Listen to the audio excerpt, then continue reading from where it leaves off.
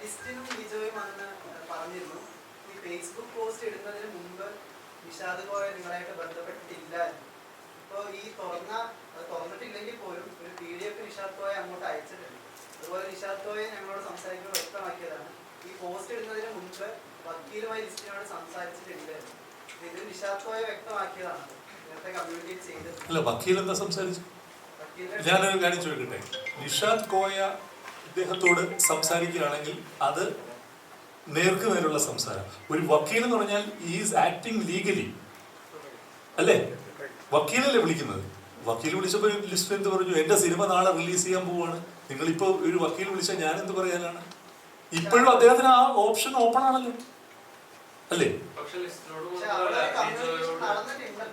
ഏത് കമ്മ്യൂണിക്കേഷൻ? അല്ല, ഞാൻ ചോദിക്കട്ടെ, എപ്പ നടന്നു?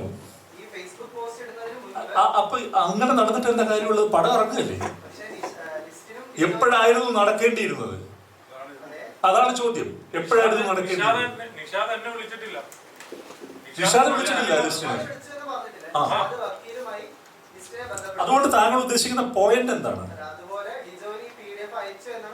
അതെ,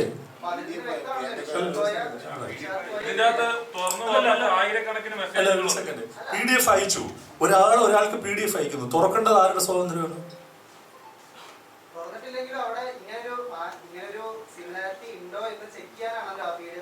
അപ്പൊ എന്ത് ചെയ്യണം എന്ന് ഞാൻ പറഞ്ഞില്ലല്ലോ. അല്ല, അതിനകത്ത് ഞാൻ ചോദിക്കുന്നത്, അതിനകത്ത് നിങ്ങളൊരു അക്യൂസേറ്ററി നിലപാട് എന്തിനാ എടുക്കുന്നത്? അദ്ദേഹം ഒരു PDF അയക്കുന്നു. ഇദ്ദേഹം ഷൂട്ടിങ്ങിന്റെ ഒരു ആഴ്ച ഷൂട്ടിംഗ് ഉള്ളൂ. അദ്ദേഹം അത് തുറന്നില്ല. എന്തിനാണ് അദ്ദേഹം PDF അയക്കുന്നത്? തുടങ്ങാൻ പോകുന്ന ഒരു സിനിമ അതുകൊണ്ട് നിർത്തി വയ്ക്കുമായിരിക്കും.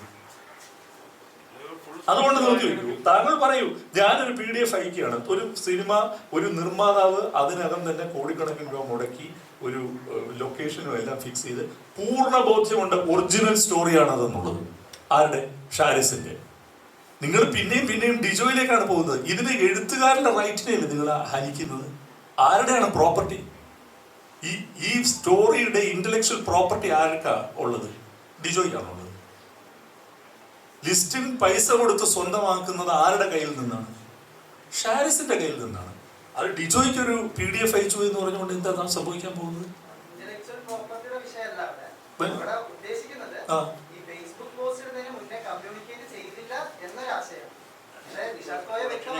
അല്ല സുഹൃത്തെ, അത് കമ്മ്യൂണിക്കേറ്റ് ചെയ്യോ ചെയ്യാതിരിക്കുകയോ ചെയ്യട്ടെ. ഞാൻ ചോദിക്കുന്നത്, കമ്മ്യൂണിക്കേറ്റ് ചെയ്തു എന്ന് നിങ്ങൾ പറയുന്ന ഒരു വക്കീലാണ് കമ്മ്യൂണിക്കേറ്റ് ചെയ്തിരിക്കുന്നത്. എന്റെ അടുത്ത് ഒരു വക്കീൽ വിളിച്ച് ഒരു കാര്യം പറഞ്ഞാൽ ഞാൻ 2 കാര്യമേ പറയുള്ളൂ. എൻ്റെ ഒരു സുഹൃത്തോ അല്ലെങ്കിൽ സഹപ്രവർത്തകനാണെങ്കിൽ അദ്ദേഹം എന്നോട് വിളിക്കുക, അല്ലെങ്കിൽ നമ്മളെ സംഘടനകളുണ്ട്. ഒരു വക്കീൽ വിളിക്കുമ്പോൾ നമ്മൾ എന്ത് പറയും? ഒരു റിലീസിന് തലേ ദിവസം നിൽക്കുന്ന ആള് എന്ത് പറയും? നിങ്ങൾ നിയമപരമായിട്ട് മുമ്പോട്ട് പോകും. അത് തന്നെയുള്ള ലിസ്റ്റിനെടുത്ത നിലപാട്. അതിനെന്താ? ലിസ്റ്റിന് എങ്ങനെയാണ് ഇതിനകത്ത് പാർട്ടിയാകുന്നത്? ഡിജോ എങ്ങനെയാണ് ഇതിനകത്ത് പാർട്ടിയാവുന്നത്? ഞാൻ ചോദിക്കുന്നത് എസെൻഷ്യൽ ആയിട്ടുള്ള കാര്യം. താങ്കളാണോ ഇന്റർവ്യൂ ചെയ്തത്? താങ്കൾ എന്തുകൊണ്ട് ചോദിച്ചില്ല? ആരാണ് ഇത് എഴുതിയത്? ഡിജോ ആണ് എഴുതിയത്. താങ്കൾക്ക് എന്തുകൊണ്ട് അത് ചോദിക്കാൻ കഴിഞ്ഞില്ല? ഈ തിരക്കഥ ആരാണ് എഴുതിയത്? ആരുടെയാണ് ആശയം? കഥ, തിരക്കഥ, സംഭാഷണം ആരുടെ സിഗ്നേച്ചറാണ്?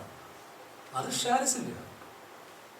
ഷാരിസിന്റെ ആണെങ്കിൽ ഈ കാര്യങ്ങൾ മുഴുവൻ ചർച്ച ചെയ്യപ്പെടുന്ന ഷാരിസുമായിട്ട്, അല്ലാതെ ഡിജോ ആയിട്ടല്ല. ഡിജോ അങ്ങനെ ഒരു PDF എടുത്തിട്ട് അത് തുറക്കുകയാണെങ്കിൽ എന്ത് സംഭവിച്ചേനെ? നിങ്ങൾ പറയും. അത് തുറന്നിരുന്നെങ്കിൽ എന്ത് സംഭവിച്ചേനെ? തുറന്നിരുന്നെങ്കിൽ പറഞ്ഞാൽ ഇത് മുഴുവനും അവിടെയാണെന്ന് പറഞ്ഞേനെ അല്ലേ? നിങ്ങൾക്ക് തുറക്കാതിരിക്കാൻ പറ്റിയതാണ് അതിനകത്ത് ഏറ്റവും വലിയ അതെ. നിങ്ങൾ ഭാഗ്യമെന്നോ ദൈവാനുഗ്രഹമെന്നോ വിളിക്കും. അത് ഓരോരുത്തരുടെ വിശ്വാസം അനുസരിച്ച് വിളിക്കും. ഇവിടെ എഴുത്തുകാരുടെ സംഘടനയായിരിക്കുന്നത്. എന്തുകൊണ്ടാണ് എഴുത്തുകാരുടെ സംഘടന വന്നത്? അത് അവരുടെ പ്രശ്നമായതുകൊണ്ടാണ്. ഇവിടെ സംഭവിക്കുന്നത് അറിയോ? ഇവിടെ പോലും എഴുത്തുകാരന് ക്രെഡിറ്റ് കൊടുക്കുന്നില്ല. ഇവിടെ പോലും എഴുത്തുകാരന് ക്രെഡിറ്റ് കൊടുക്കുക. ഇവിടെ പോലും സംവിധായകൻ എടുത്തോണ്ട് പോവാ ക്രെഡിറ്റ്. മനസ്സിലായോ? എഴുത്തുകാർക്ക് ക്രെഡിറ്റ് കൊടുക്കില്ല. അത് താങ്കളെ പോലെ വളരെ ഇന്റലിജന്റ് ആയിട്ട് ഒരു ഇന്റർവ്യൂ ചെയ്യുന്ന ആൾക്ക് പോലും അത് തോന്നില്ല. ആ വ്യവസ്ഥയ്ക്ക് എതിരെ കൂടിയാണ് കേട്ടോ ഞങ്ങൾ ഫൈറ്റ് ചെയ്യുന്നത്. അതുകൂടിയാണ് ഇപ്പൊ പറഞ്ഞത്.